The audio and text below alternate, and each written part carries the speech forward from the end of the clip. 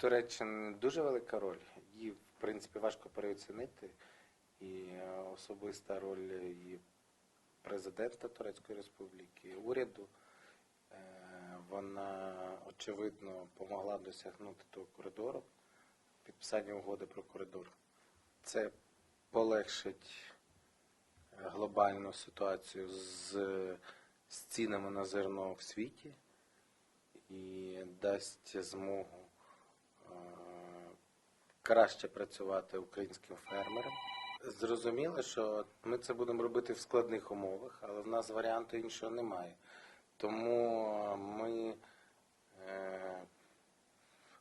знаємо, що Росія спосібна на багато чого. Разом з тим в нас є сторони цієї угоди, це Туреччина і ООН. І ми в межах домовленостей в цьому форматі і роблячи самостійно все необхідне в Україні і в портах, будемо намагатися це зерно вивозити.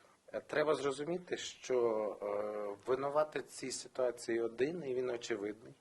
І нема людини в світі, яка не платить за це ціну, як мінімум грошима, навіть якщо вона живе дуже далеко від україно-російського кордону.